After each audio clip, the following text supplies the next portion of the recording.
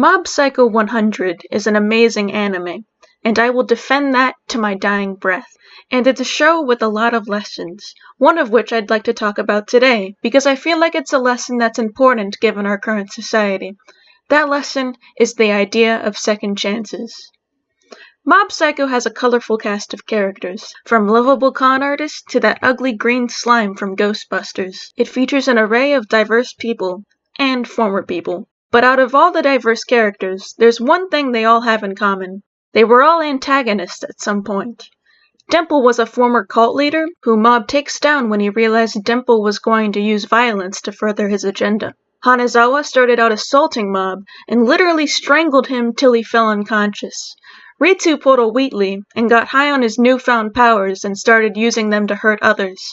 Heck, even Reagan started out by using Mob to attain his goals of running a psychic business. But no matter what sin the characters committed, Mob always found a way to touch their hearts and change them for the better.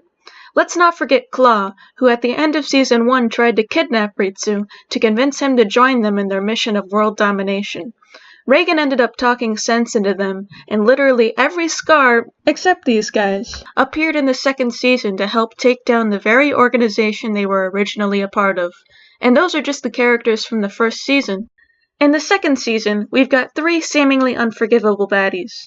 First up is Minori Asagiri, who started out as a spoiled brat who bullied Mob horribly, dumping milk on his hair, manipulating her classmates into beating him up, effectively killing the cat Mob loved, the one thing that Mob thought he could save, and eventually stabbing Mob. There is no excuse for her cruelty. It was unjustified and terrible, and it caused Mob so much suffering. She is the type of one-dimensional antagonist that most Disney Channel original movies would vilify, or so she seemed. But Mob still saves her, because he believes that everybody deserves a chance at life, even those who make downright awful choices and are by all accounts horrible. And after they wake up from Mogami's world, she apologizes to Mob, wanting to be a better person. Mob forgives her, though he has no reason to. He doesn't owe her anything, except by virtue of being human, he believes she deserves a second chance, and she takes it. The second villain I want to talk about is Keiji Mogami.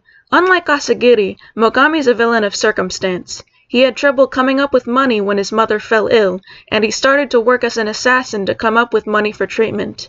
Eventually his mother died, becoming an evil spirit and blaming him for everything.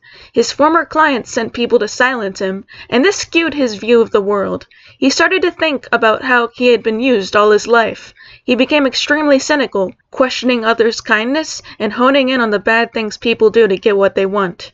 Therefore, he set out to become the most powerful evil spirit, so he could enact justice on those he felt used others, who he viewed as not deserving to live. In another world, he might have been like Yagami.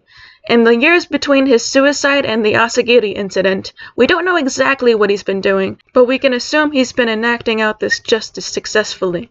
In the Asagiri incident, he took over Asagiri's body and wreaked havoc on anyone who tried to get in his way. This involved the attempted murder of a large group of psychics, stabbing Asagiri's dad, and when Mob tried to stop him, thrusting Mob into a hellsphere so Mob would come to have the same twisted view of the world that comes from being treated like garbage without a support network. And yet, when Mob was on the verge of using his powers against the bullies, Dimple appears and reminds Mob of his friends and family waiting on the outside. Thus Mob remembers those who have changed him for the better, and counters Mogami's view that some people can't change by asserting that through the positive influence of others, anyone can change. After that they get out of the world. Mogami resolves to watching Mob and his adventures from afar, before getting sucked up by Matsuo.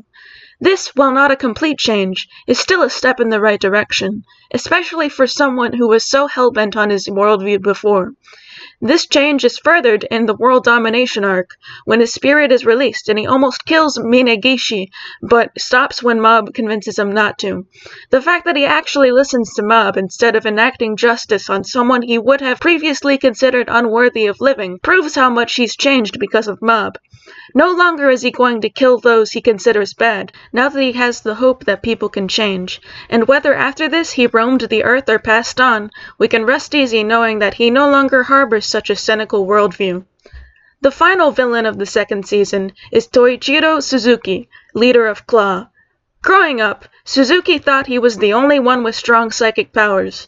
He didn't see anyone else as an equal, so he didn't have the opportunity to form bonds with anyone. A foil to Mob, who views his bonds with others as his strength, he didn't care about others, even those like Serizawa who he employed. He views his isolation as a strength, basking in the knowledge that he was the strongest, that he was above everyone. Therefore, when he tried to take over the world, he had no qualms about destroying Seasoning City and killing anyone who got in his way. The way he went about it was mathematical, calculating the number of people with guns each of his force would have to take out, which highlights a complete disregard for the value of a human life. This continues when he basically enslaved Serizawa through emotional manipulation, and mercilessly beat up his own son when he tried to stop Suzuki, showing that he would even sacrifice his own family for his ambition. Thus, when Mob tried to talk him out of it, after decades of thinking this way, there was no way he was going to change so easily. And then when Reagan came to trick him into defeat, he viewed this as completely unacceptable. Someone with powers trying to defeat him he viewed as an insult, and so he tried to ruthlessly kill him. In this story, Suzuki is the equivalent of a dictator, someone completely evil with no chance of change, except that this is Mob Psycho, where no one is too far gone to change. During Mob and Suzuki's fight, Mob saw how lonely Suzuki was, and how this loneliness caused him to attempt world domination. And when the massive amount of energy stored in his body was leaking out, going to destroy everything, it was Mob's decision to sacrifice himself to save Suzuki instead of killing him and stopping the explosion at its source that changed his mind.